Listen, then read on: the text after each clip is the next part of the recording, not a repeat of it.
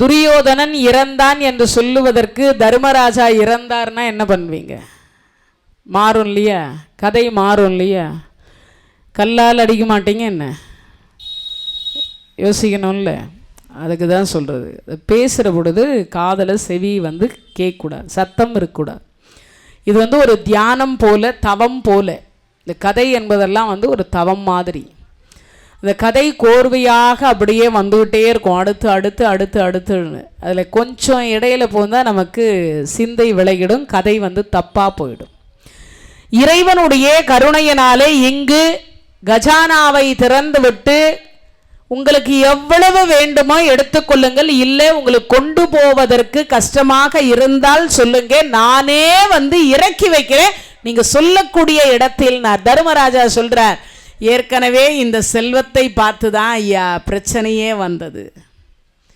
நான் ராஜசூய வேள்விக்கு பெரும் செல்வத்தை திரட்டினேன் அல்லவா, அந்த யாகம் முடிந்து விட்டு அந்த செல்வ கிடங்கை பார்த்ததுனால தான் ஐயா இவ்வளவு பிரச்சனையே வந்தது.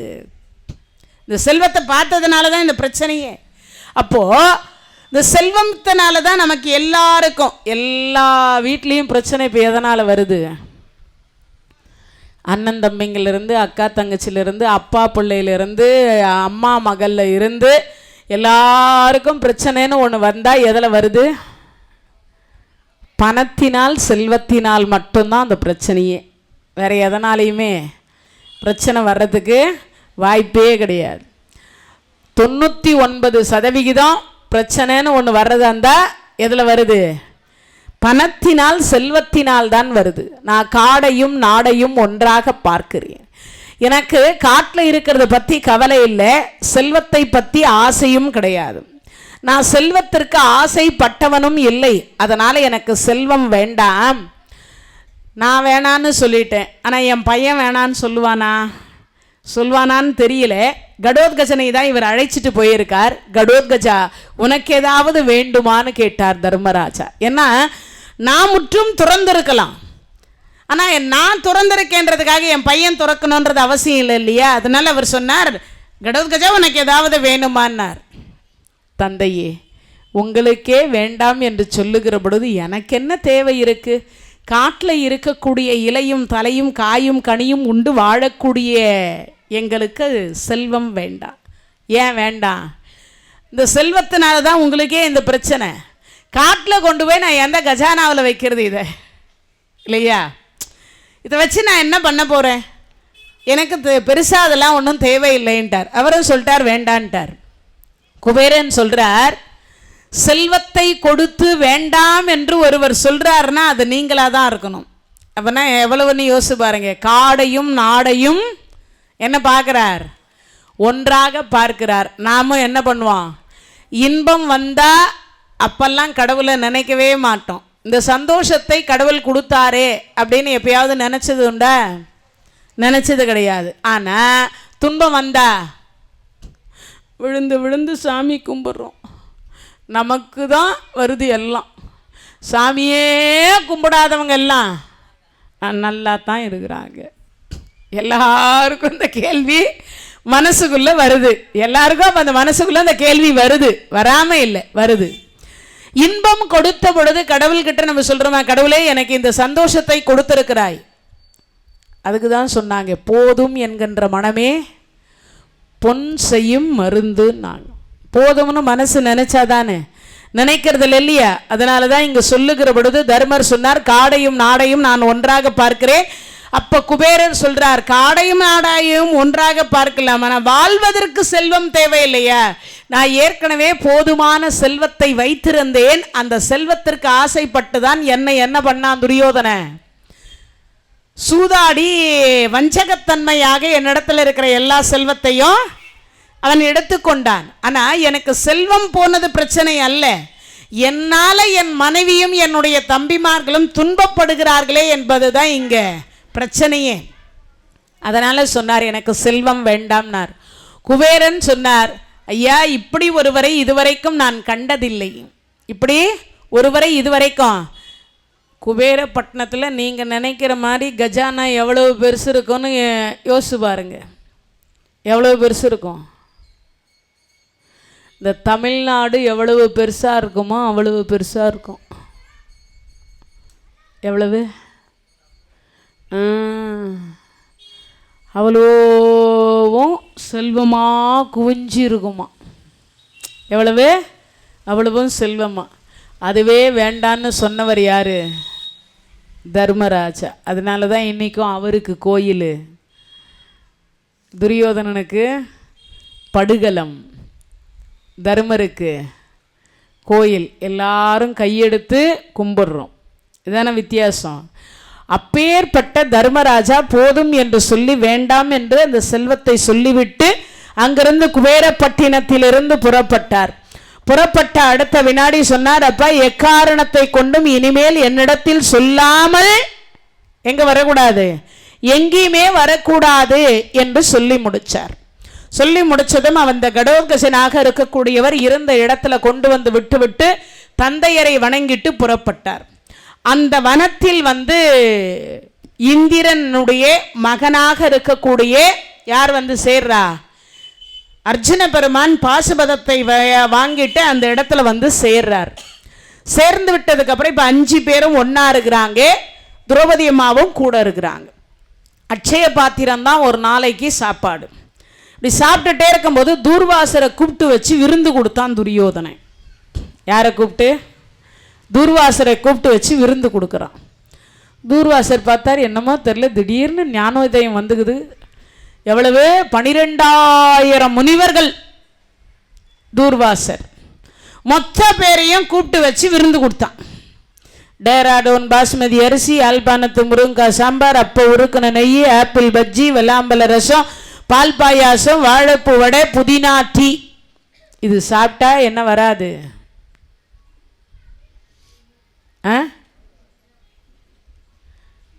என்ன வராதுன்னு கேட்டேன். நோய் வராது. என்ன வராது? நோய் வராது. நோய் வராது. அதுக்கு தான் அது சாப்பாடு. என்ன வராது? நோய் வராது.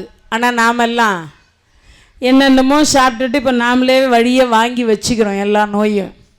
அதனால் இங்கே சொல்லுகிற பொழுது சொன்னார், எல்லாவற்றையும் இங்கே விருந்து கொடுத்து முடிச்சிட்டார். இப்போ தூர்வாசர் கேட்குறார், துரியோதன விருந்து கொடுத்து முடிச்சிருக்கிறாய், அப்பா உனக்கு என்ன வேண்டும் சொல்லு. சுவாமி எனக்கு ஒன்றும் வேணாம், ஒன்னே ஒன்று தான் வேணும். என்ன வேணும்? இதே மாதிரி போய் பாண்டவர்கள் இடத்துல சாயங்காலம் சூரியன் அஸ்தமித்த பிறகு உணவு சாப்பிடுங்க, தனியா போகாதீங்க. இப்ப எப்படி வந்தீங்களோ அதே கூட்டத்தோடு போங்க. எப்படி இருக்கும் பாருங்க, என்னவா இருக்கும்? அதே கூட்டத்தோட போங்க. சொல்லி முடிச்ச அடுத்த வினாடி பார்த்தார், நேரா தூர்வாசர் சாப்பிட்டது சாப்பாடு சாப்பிட்டாச்சு. இப்போ அவனை எதிர்த்து பேச முடியாது. அவன் என்ன கேட்டான்? நம்ம ஏதாவது கொடுக்குறோன்னு சொன்னால் அவன் ஒன்றும் வேணாம், எனக்கு இதை மட்டும் செய்யுங்கன்னு சொல்லியிருக்கிறான். இப்போ அவன் கேட்டதை நம்ம செய்தே ஆகணும். இப்போ வேற வழி இல்லைன்னு என்ன பண்ணிட்டாராம், நேர பாண்டவர்கள் இருக்கக்கூடிய இடத்திற்கு போறார். சாபத்தாலும் சாபமொழி தன்னால் வளரும் தவத்தாலும் கோபத்தாலும் பேர் படைத்த கொடிய முனிவன் துர்வாசனே, தீபத்தால் மொய் வகுந்தனையால் திகழ்வன் முனிவர் முடை சூழை, ஆபத்தால் அடைந்தவர் போல் அடைந்தான் அந்த அடவியின் வாய். இறைவனுடைய கருணையினாலே சாபத்தாலும் சாபமொழி தன்னாலும், சாபத்தை தவிர தூர்வாசர் வேற ஒன்றும் கொடுக்க மாட்டார். அப்பேற்பட்ட தூர்வாசர் இங்கு நேர வந்தார். தருமா சொல்லுங்க சுவாமி, நீ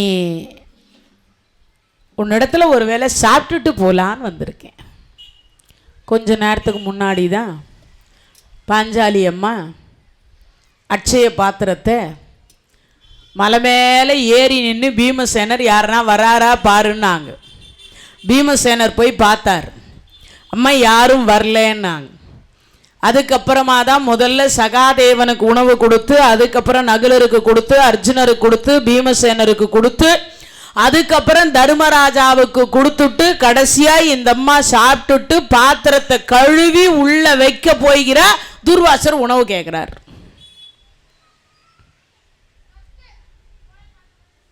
இவ எங்க இருந்து பாத்திரத்துல உணவு இருக்கும்? கடைசியா பாஞ்சாலி அம்மா சாப்பிட்டு முடிச்சாங்கன்னா மறுபடியும் உணவு வராது.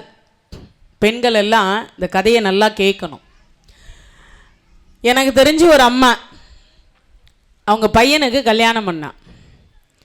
1000 லட்டு மீந்து போச்சு.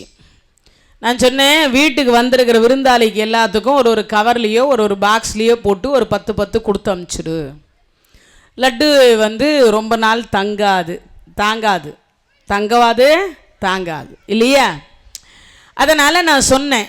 அந்த அம்மா பார்த்தா வீட்டுக்கு நிறைய பேர் வருவாங்க, எல்லாருக்கும் கொடுக்கணும்னு இப்படியே வச்சுருந்தா. ஒரு வாரம் கழித்து மறுவீடு அனுப்ப போகிறாங்க. அனுப்பும்போது நான் போனேன். அண்டா நிறைய இருக்கிற லட்டை மோரியில் கொட்டி வச்சுக்கிறான். எங்கள் சாக்கடையில். என்னான்னு கேட்டேன். எல்லாம் பூர்ணம் பூத்து போச்சு. தானும் சாப்பிடல, யாருக்கும் கொடுக்கவும் இல்லை. அதில் நெய்யில் செய்யணும்னு நெய்யில் செஞ்சு அதில் பாதாமை, பிஸ்தாவை, முந்திரியை போட்டு கல்கண்டை போட்டு ஒரு லட்டு இவ்வளோ பெருசு பண்ணி வச்சுருந்துச்சு. மொத்தமாக போச்சா? உண்ணாத தின்னாத சொல்லுவாங்களே, அந்த மாதிரி பாலாக போகிறது பசுவாயிலேன்பாங்க. இதெல்லாம் உண்டா இல்லையா? பெண்கள் உணவை எக்காரணத்தை கொண்டும் என்ன பண்ணக்கூடாது? வேஸ்ட்டாக தூக்கி குப்பை தொட்டிலையோ இதுலேயோ போடக்கூடாது. ஒரு நாளைக்கு 1,00,000 பேருக்கு அன்னதானம் செய்தவள் திரௌபதி அம்மா. ஒரு நாளைக்கு 1,00,000 பேருக்கு அன்னதானம் செய்தவள் குந்தி அம்மா. ஆனால் காட்டில் போய் இப்போ யோசித்து பாருங்க, காட்டில் இலை, தலை, காய், கனி கிடைக்குது, அது சரி. அதுக்கப்புறம் இவங்க சாப்பாடுன்னு ஒன்று சாப்பிடணுன்னா அந்த அச்சய பாத்திரத்தில் இருக்கிறது தான் சாப்பாடு. அது ஒரு நாளைக்கு 1,00,000 பேருக்கு வரும். ஆனால் 1,00,000 பேருக்கு வரக்கூடிய அந்த அம்மா 1,00,000 பேருக்கு அது அன்னத்தை படைக்கலாமே தவிர, ஆனால் அவளால் எடுத்து ஒரு பிடி சாப்பிட முடியாது. ஏன்? அவள் சாப்பிட்டாலும் அன்னத்தை வராது அந்த அச்சய பாத்திரத்தில். ஒருவேளை சாப்பாட்டுக்காக சூரிய உதயத்திலிருந்து சூரிய அஸ்தமனம் வரைக்கும் அவள் காத்து கொண்டிருக்கணும். எல்லாருக்கும் போடலாம், ஆனால் அதை அவளால் சாப்பிட முடியாது. யோசிச்சு பாருங்க, சாப்பாடு இருக்கு, ஆனால் என்ன பண்ண முடியாது? சாப்பிட முடியாது. இந்த நிலை நமக்கும் வருமா? என்ன பண்ணா? சாப்பாட்டை தூக்கி அங்கே இங்கே போட்டோ இல்லை வேற ஏதோ செய்த வயதான காலத்திலையோ இல்லை உயிர் பிரிகிற பொழுதோ அந்த சாப்பாட்டுக்கு நம்மை கஷ்டப்படுத்துவாராம். சாப்பாடு இருக்கும், ஆனால் என்ன பண்ண முடியாது? சாப்பிட முடியாது. சாப்பாடு இருக்கும், ஆனால் என்ன பண்ண முடியாது? சாப்பிட முடியாத நிலையை இறைவன் கொடுத்துருவார். இன்னைக்கே ஏற்கனவே பாதி பேருக்கு அதான் கொடுத்து வச்சுக்கிறார். என்னது? டாக்டர் சொல்லுகிறார், கண்ணால் பாரு, திருப்பதி லட்டா இருந்தாலும் சும்மா அப்படி எடுத்து போட்டுக்கலாம், அவ்வளவுதான், வேற ஒன்றும் பண்ண முடியாது. அப்போ அந்த நிலை வருத. அப்போ எக்காரணத்தை கொண்டும் உணவை நம்ம என்ன பண்ணக்கூடாது? உணவை பழிக்கக்கூடாது, பரிகாசம் செய்யக்கூடாது.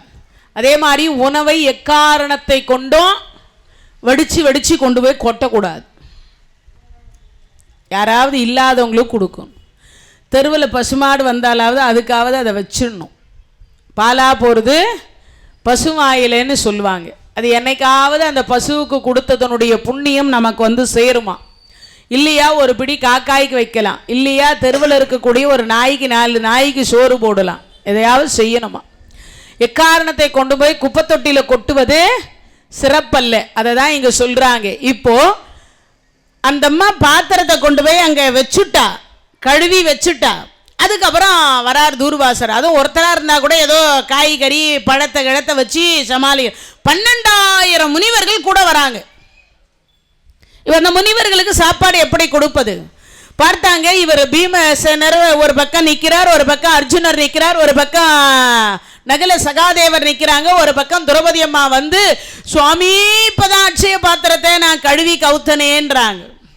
என்ன செய்வது? ஒன்றும் பண்ண முடியாது. திக்கற்றவருக்கு தெய்வம் தான் துணை என்று நினைக்கிறாங்க. அப்போ ஒவ்வொருத்தரும் தன்னுடைய கருத்தை சொல்ற போது பீமசேனர் சொன்னார், அண்ணா எப்படியும் இந்த தூர்வாசர் சாபம் கொடுக்க போறார், நீங்க மட்டும் ஊன்னு சொல்லுங்க. அந்த பாவி துரியோதனனை நான் போய் என்ன பண்றேன்னா அடி அடி அடி அடி அடின்னு அடிச்சு இந்த நிலைமைக்கு நீதானடா காரணம் என்று சொல்லி என்னுடைய சபதத்தையாவது 100 பேரையும் கொன்னுட்டு இந்த தூர்வாசர் சாபத்தை வாங்கி நாமளும் செத்து போகலாம். தருமர் சொன்னார், டே அப்பா கொஞ்சம் அமைதியாயிரு, ஏன் இவ்வளவு கஷ்டப்படுறேன், ஏதாவது வழி கிடைக்கும். அப்போதான் நகுலர்கிட்ட சகாதேவர்கிட்ட கேட்டார். கேட்ட நகுலரும் சகாதேவரும் சொல்கிறாங்க, என்ன சொல்கிறாங்க, அண்ணா திக்கற்றவருக்கு தெய்வம் துணை, நம்ம அந்த பகவானை ஏன் இந்த நேரத்தில் அழைக்கக்கூடாது? 6 பேரும் மனசில் பகவானை நினைக்கிறாங்க. என்னென்ன? பச்சை வண்ணா, கார்வண்ணா, கமலக்கண்ணா, ஜனார்த்தனா, கருடவாகனா, ராட்சசமர்த்தனா, காலிங்க நர்த்தனா, சேஷ சயனா, பிரம்ம பாராயணா, தாமோதரா, துளசீதரா மனசில் தியானம் செய்தாங்க. பகவான் ஒரு வினாடியில் வந்து அப்படி கண்ணு முன்னாடி நிற்கிறார். தர்மா, பீமா, அர்ஜுனா, நகுலா, சகாதேவா இந்த நேரத்தில் என்னை அழைத்ததன் காரணம் என்ன?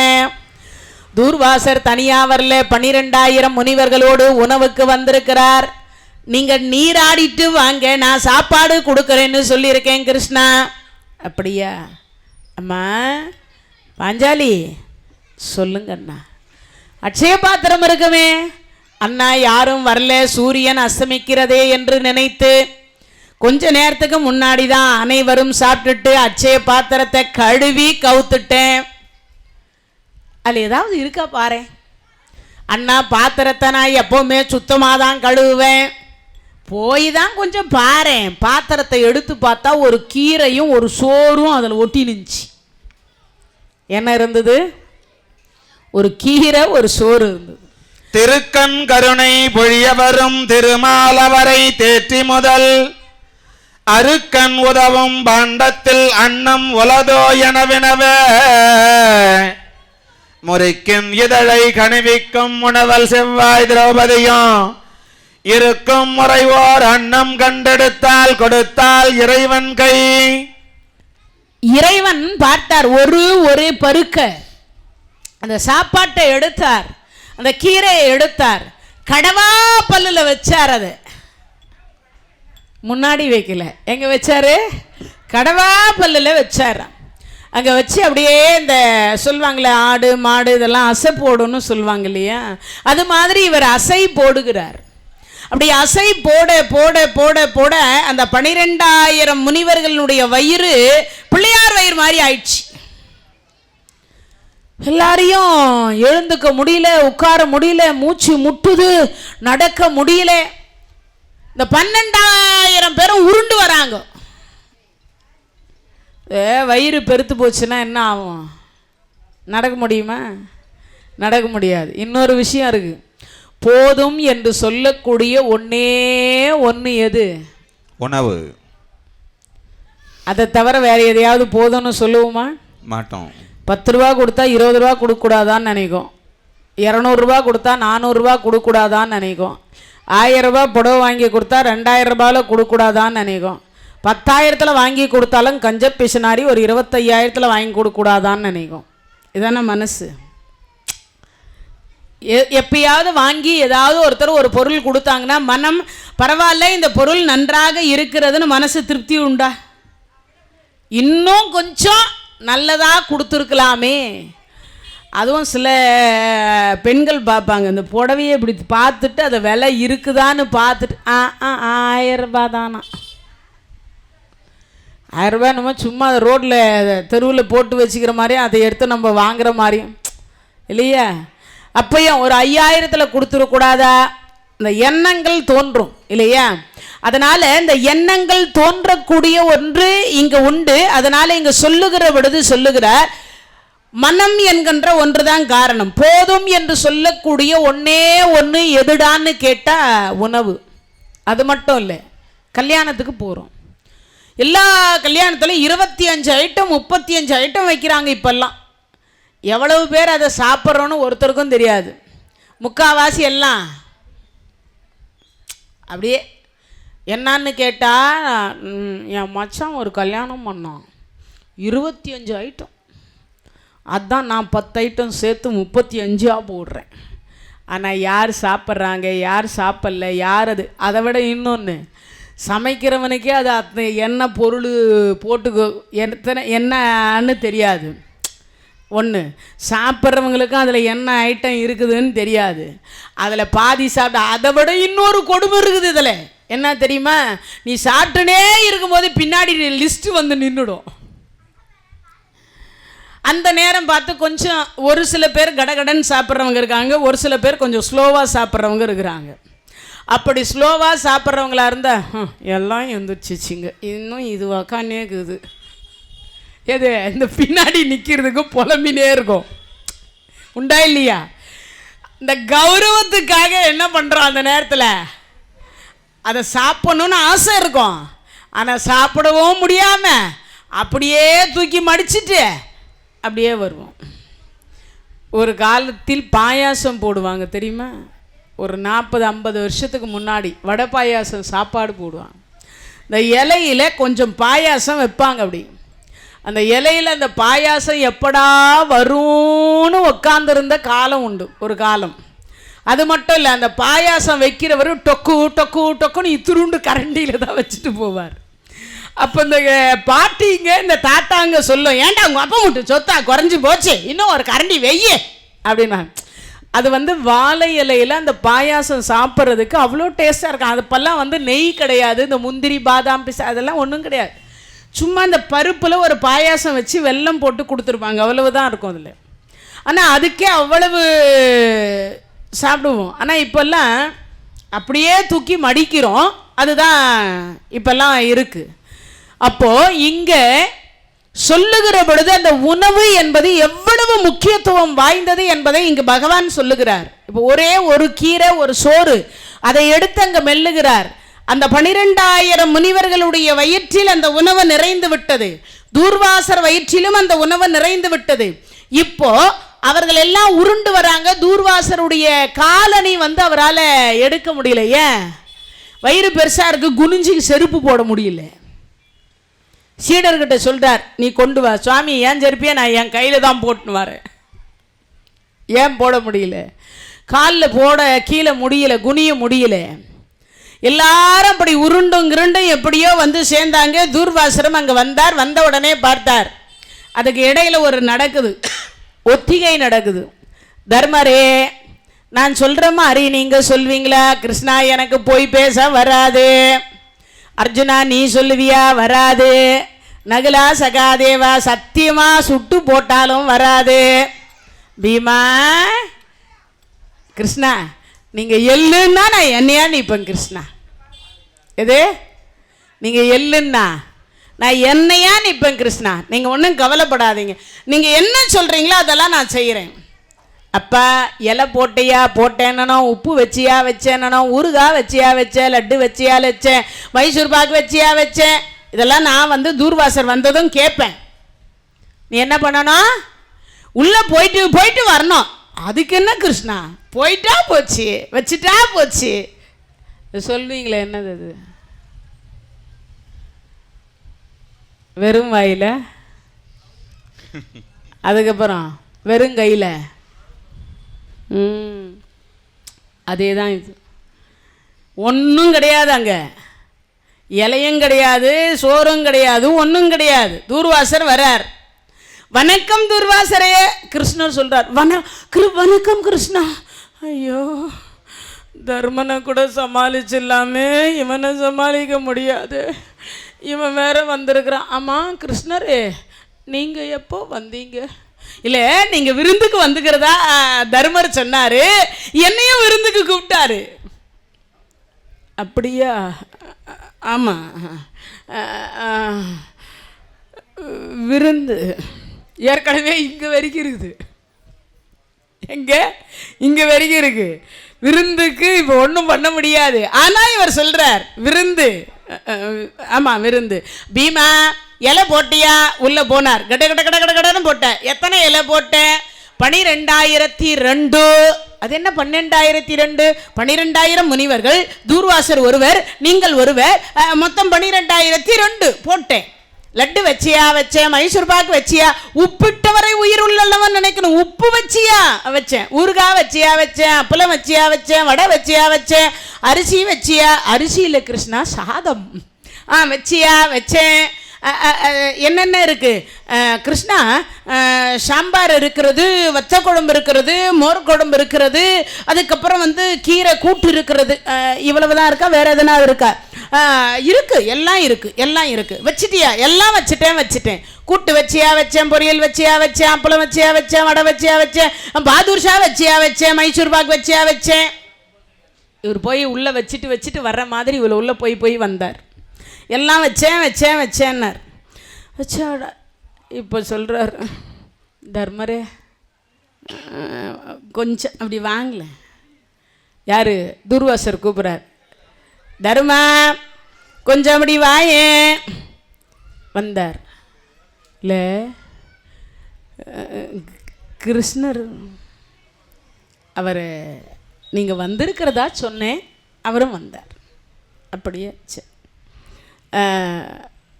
தர்மா வரம் வேணா கூட கேள்றா, கொடுத்துடுறேன். ஆனால் ஒன்று மட்டும் வேணாமே. என்ன வேணாம்?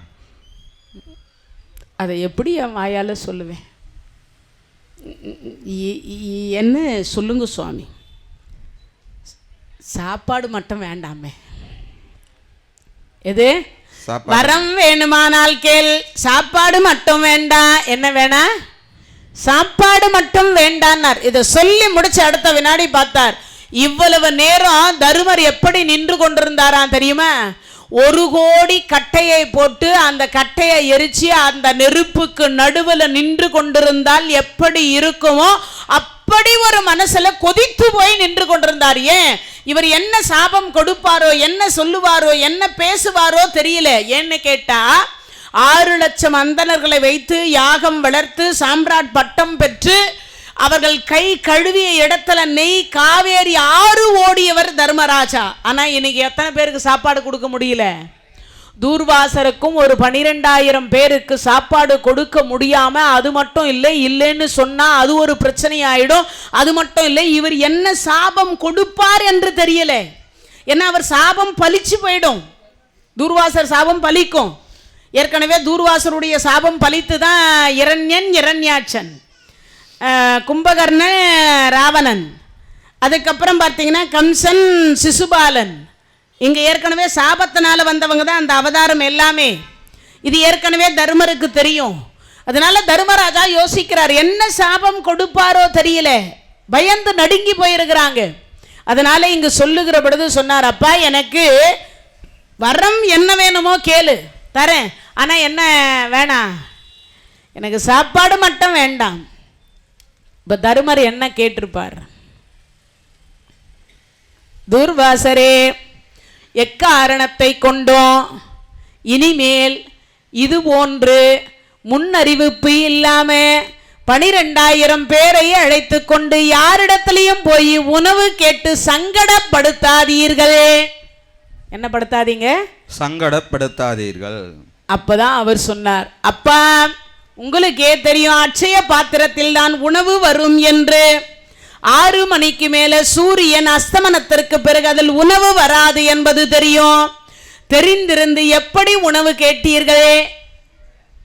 இல்ல, இந்த துரியோதனன் கூப்பிட்டு விருந்து கொடுத்து இங்க போய் சாப்பிடுன்னு சொன்னா, அதனால தான் உணவு கேட்டேன். அப்பதான் அவர் சொன்னார், எக்காரணத்தை கொண்டும் இனிமேல் யாரிடத்திலும் 6 மணிக்கு மேல போய் என்ன கேட்கக்கூடாது, சாப்பாடு. ஆனா இவர் சொன்னார், யாரிடத்திலும் சங்கடப்படுத்தி உணவு கேட்காதீங்கன்னார். ஆனா அதுக்கு அவரே பதில் கொடுத்துட்டார். யாரு? துர்வாசர் சொன்னார், தருமா, உன் பொருட்டு இனிமேல் சூரிய அஸ்தமனத்திற்கு பிறகு நான் உணவு எடுக்க மாட்டேன், இது சத்தியம். அப்படியே மாறுச்சு. யோசிச்சு பாருங்க. இவர் சாப்பாடு கேட்டார், ஆனா சாப்பாடு பகவான் துணை பண்ணிட்டார். ஆனா கடைசியில வரேன் எப்படி? 6 மணிக்கு மேல இனிமே நானே சாப்பிட மாட்டேன் என்பதை சத்தியம் பண்ணிடுறேன், இனிமே யாருக்கிட்டையும் உணவு 6 மணிக்கு மேல கேட்க மாட்டேன் அப்படின்னு வரம் கொடுத்தார். அந்த வரத்தை வாங்கி கொண்டு அங்கிருந்து புறப்பட்டு வரம் கொண்டு உலகம் முழுதும் இசை பரப்பி புறப்பான் பாண்டுவினோ உரம் கொண்டு உயர்ந்தோன் அளித்தருளும் உயர்வால் நீ எங்கு உனக்கான வரம் கொல் உண்டிடுக என்று முனியை வணக்கி பகைத்தோர் மாற்றங்கள் திறம் கொண்டு எண்ணம் கொல்லாது என்றான் வலையா செங்கோலான்.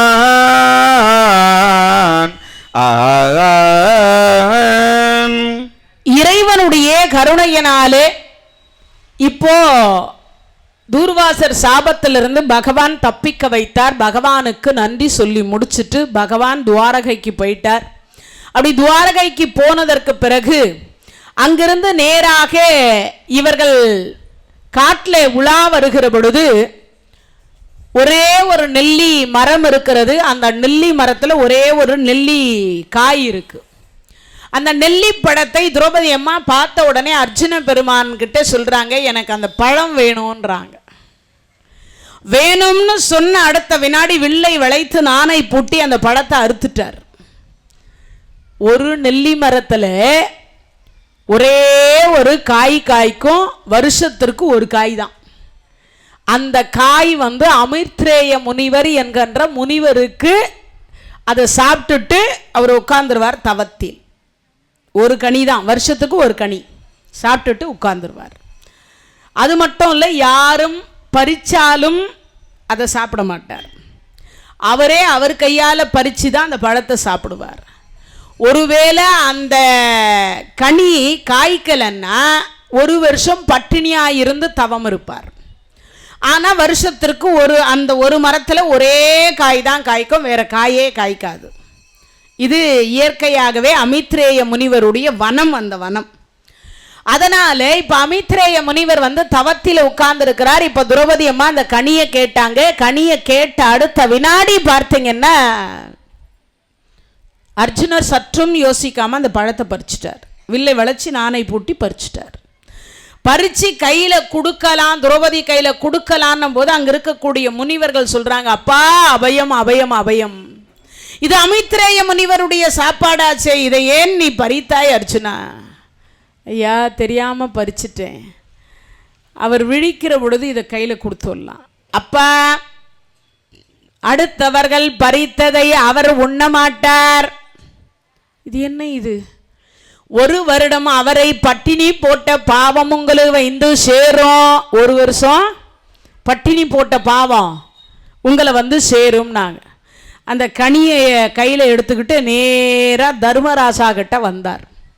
தர்மராஜா கிட்ட இந்த கனியை காமிச்சு சொல்கிறார், அண்ணா நான் திரௌபதி கேட்டான்னு சொல்லி நான் அந்த பழத்தை பறிச்சிட்டேன். இது அமித்ரேய முனிவருக்கு உரிய கனியா இந்த கனி. அதுவும் அவர் இன்னைக்கு தான் சாப்பிடக்கூடிய நாள், வேற ஒரு 10 நாள் இருந்தால் கூட பரவாயில்லலாம். இன்னைக்கு தான் அவர் சாப்பிடக்கூடிய நாளாம். நான் தெரியாமல் பறிச்சுட்டேன். அது மட்டும் இல்லை, இப்போ இந்த தெரியாமல் பறித்த படத்தை நான் இருந்த இடத்துல இருந்து என்னால் பொருந்த வைக்க முடியாது. அது மட்டும் இல்லை அண்ணா, அவரை ஒரு வருஷம் பட்டினி போட்ட பாவம் நம்மை சேரும். மன்னிப்பு கேட்டாலும் அவர் பட்டினி போட்டது தானே. அப்படியா? அப்போதான் தன்னைத்தானே நொந்து கொள்கிறாராம். இதுவரைக்கும் தருமர் எந்த இடத்துலையுமே நொந்துக்கிட்டதே இல்லை, எதைக்குமே எவ்வளவும் கஷ்டப்பட்டதில்லை. இந்த ஒரு இடத்தில் அவர் சொல்றார், காடுரை வாழ்க்கை எய்தி காய் கனி மூலம் தின்று, காடுரை வாழ்க்கை எய்தி காய்கனி மூலம் தின்று நீடுரு காலம் போக்கி நீங்களாதிருக்கும் நம்மை நாடொரும் இடையோறு அன்றி நண்ணுவதில்லையாயன் எடுரு நாராய் செய்வதென்கொல் என்னு இயம்பினானே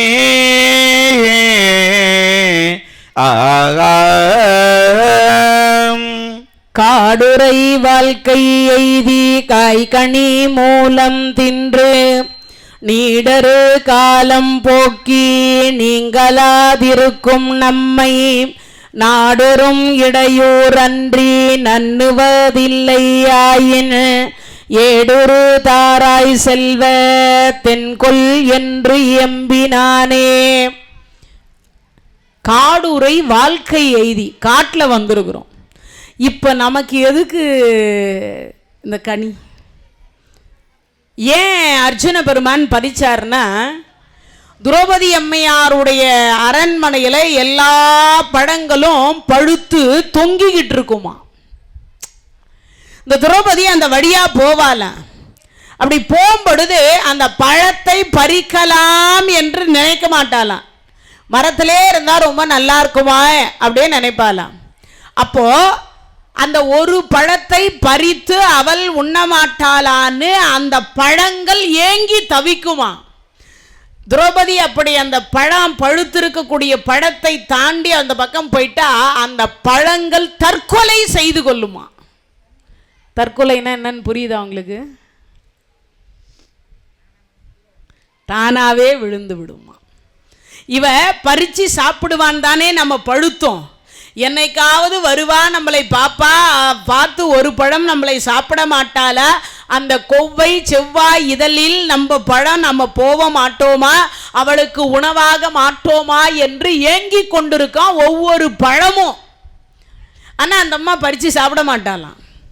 அப்போ அந்த அம்மா அந்த பழத்தை, அந்த பழ மரத்தை தாண்டி, செடியை தாண்டி, கொடியை தாண்டி அந்த பக்கம் போயிட்டாள்னா அந்த பழங்கள் தன்னைத்தானே தற்கொலை செய்து கொண்டு கீழே விழுந்துருமா.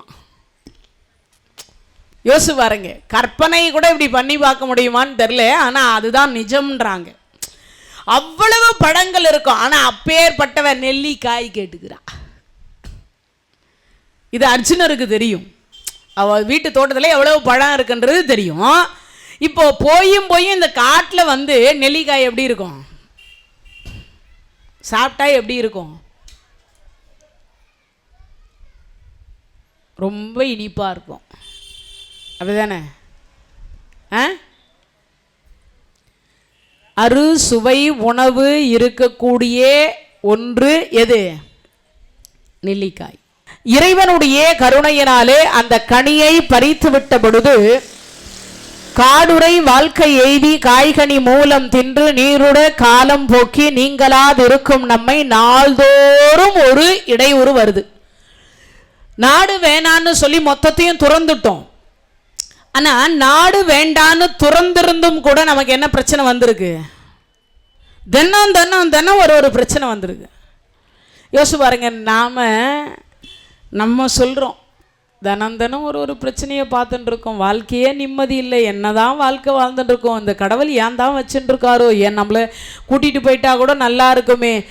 சாமியே கும்பிடாதவங்க எல்லாம் நல்லா தான் இருக்கிறாங்க. சாமி கும்பிட்ற நாம தான் கஷ்டப்படுறோம். எவ்வளவு மனம் சலித்து கொள்கிறோம்.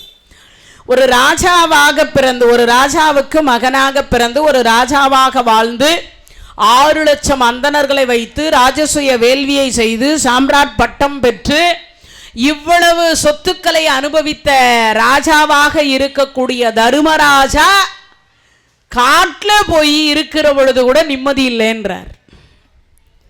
தர்மராஜாவுக்கே அந்த நிலைன்னா நமக்கெல்லாம் அந்த பாஞ்சாலியே அவ்வளவு துன்பப்பட்டிருக்கான்னா நாம் எல்லாம் சாதாரண தானே.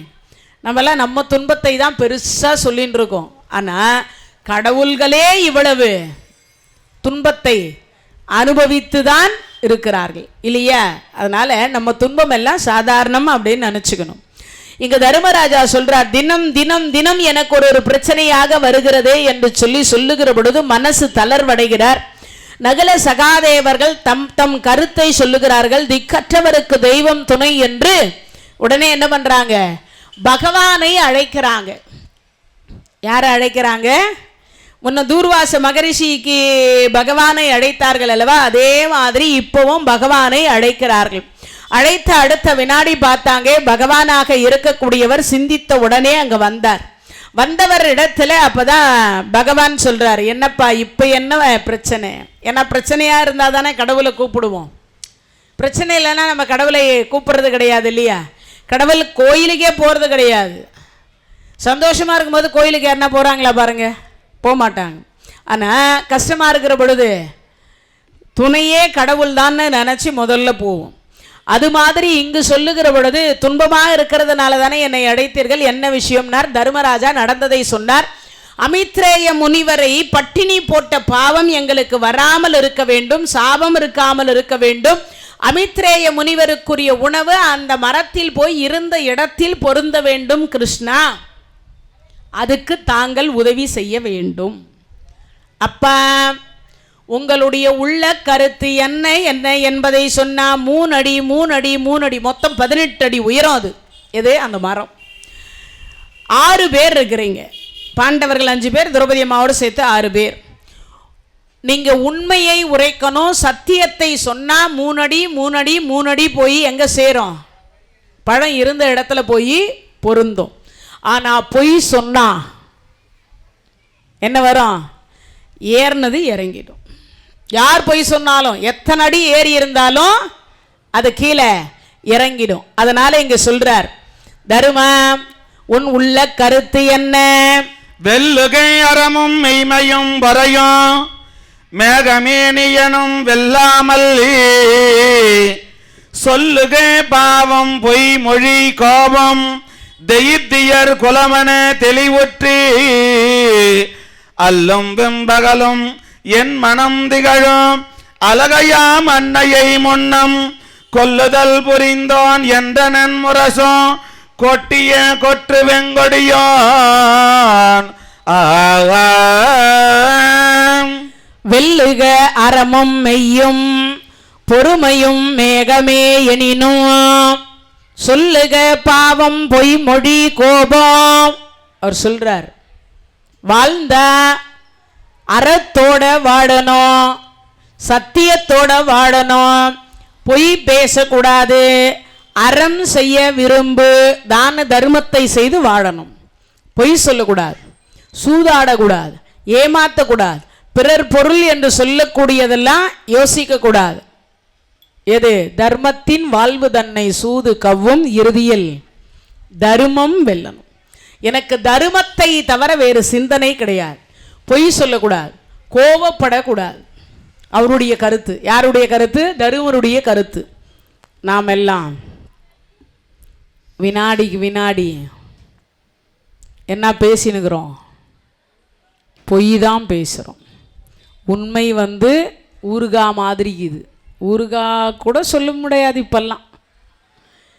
ஊறுகாக்கு கூட சொல்லிக்க முடியாது. அந்த அளவுக்கு இப்போ பொய் தலைவிரிச்சு ஆடுது. எல்லாம் பொய் தான். சொல்லுக பாவம் பொய்மொழி கோபம். நம்ம செய்யக்கூடிய பாவம் என்று சொல்லக்கூடிய அந்த பாவமும் செய்யக்கூடாது அப்படின்னு சொல்றார். கோபப்படக்கூடாது. வெல்லுக அறம், தர்மம் நிலை பெறணும். எக்காரணத்தை கொண்டும் பொய் பேசக்கூடாது, கோபப்படக்கூடாது. தர்மத்தின் வழியில் நடக்கணும், முன்னோர்கள் காட்டிய வழியில் நடக்கணும் அப்படின்னார். 3 அடி மேல போச்சு. போன அடுத்த வினாடி பீமா உன் உள்ள கருத்து என்ன?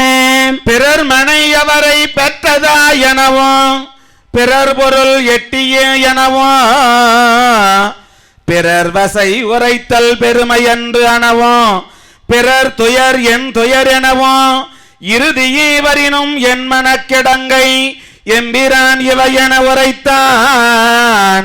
மரளியும் மடியும் ஆற்றுமல் இயற்கை வலிமை கோர்வாயவின் மைந்த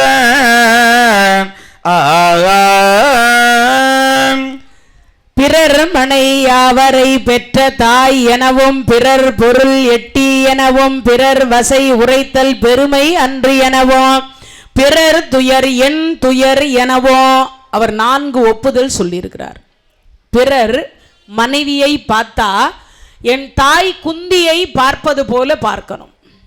ஆனால் இன்னைக்கு யாருக்கு கொடுத்து வச்சுக்கிதோ தெரில, என்ன அழகா இருக்கிறா, நமக்கும் ஒன்று வாச்சிக்குதே, என் மாமனார் பெண்ணை பற்றி என் தலையில் கட்டுவாருன்னு பார்த்தா பேயை பற்றி என் தலையில் கட்டிட்டாரு சொல்வாங்களா இல்லையா ஆண்கள்? அது மாதிரி இங்கே சொல்லும் பொழுது பீமசேனர் சொல்றார், பிறர் மனை நோக்கா. அப்படின்னா என்ன அர்த்தம்? அடுத்தவருடைய மனைவியை பார்த்தால் என் தாய் குந்தியை பார்ப்பதாக நான் பார்ப்பேன். ஒன்று, பிறர் பொருள் எட்டி எனவும். அடுத்தவங்க பொருளை பார்த்தா அது எட்டிக்காய், கசக்கக்கூடிய எட்டிக்காயாக பார்க்கணும். அது கிடைக்குதுன்றதுக்காக, இல்லை திருடணுன்றதுக்காக, ஏமாத்தணுன்றதுக்காக அது இனிக்கும்னு நினைக்கக்கூடாது. அது கசக்கும். பிறர் பொருள் எட்டிக்காய் போல பிறர் பொருளை நம்ம அபகரிக்கூடாது. அதுக்கு அடுத்து, பிறர் வசை உரைத்தல் பெருமை அன்று. நம்மளை யாராவது பெருமையாக புகழ்ந்து பேசுகிறாங்கன்னு வச்சுப்போமே, நம்மக்கிட்ட ஏதோ எதிர்பார்க்குறாங்கன்னு நினச்சிக்கலாம். அக்கா நீங்கள் ரொம்ப நல்லவங்க வல்லவங்க, உங்களை மாதிரி யாருமே இல்லைக்கா, பக்கத்து வீட்டு அக்கா ரொம்ப மோசங்க்கா. அப்போனா என்ன அர்த்தம்? நம்மக்கிட்ட எதுக்கோ அடி போடுறா அக்கான்னு தெரிஞ்சுக்கலாம். அப்போனா என்ன அர்த்தம்? நம்மளை புகழ்கிறாங்கன்னா நம்மக்கிட்ட எதையோ எதிர்பார்க்குறாங்கன்னு அர்த்தம். அதனால் அந்த புகழ்ச்சியை எக்காரணத்தை கொண்டும் பெருமையாக நினைக்கக்கூடாது. என்ன நினைக்கக்கூடாதா? பெருமையாக நினைக்கக்கூடாது. அடுத்து சொல்கிறார், பிறர் துயர் என் துயர் எனவும்ன்றார். அப்போனா என்ன அர்த்தம்? அடுத்தவங்க யாராவது துன்பப்பட்டா நாமெல்லாம் பக்கத்தில் சண்டை நடந்துச்சின்னு வச்சுக்கேன், நம்மால் தான் பேச முடியல, நல்லா பேசுகிறாங்க, நம்ம கை தட்டி வேடிக்கை பார்ப்போம். இதானே நம்மக்கிட்ட இருக்கக்கூடிய பழக்கம். யாராவது சண்டை போட்டாங்கன்னா நமக்கெல்லாம் ரொம்ப சுவாரஸ்யமாக இருக்கும் இல்லையா? ஆனால் அவர் சொல்கிறார், பிறர் துன்பம். சில பேர் என்ன பண்ணுவாங்கன்னா, செல்வ செருக்கில் சில வேலைகள் செய்திருவாங்க. அந்த செல்வம் போனதுக்கப்புறம் கஷ்டப்படுவாங்க. ஆட்டம் கொஞ்சமா நஞ்சமா நம்ம பேசுவோம் இல்லையா? அன்னைக்கு செல்வம் இருக்கும்போது என்ன ஆட்டான்னாரு சொல்வாங்கல்ல, அது மாதிரி அப்போ அவங்க படக்கூடிய துன்பத்தை நினைத்து நாம் மனசில் சந்தோஷப்படக்கூடாது. அதனால தான் பிறர் துயர் தன் துயர் போல, நமக்கு வந்தால் துன்பம் மாதிரி தான் அடுத்தவங்க துன்பத்தையும் பார்க்கணுன்றார்.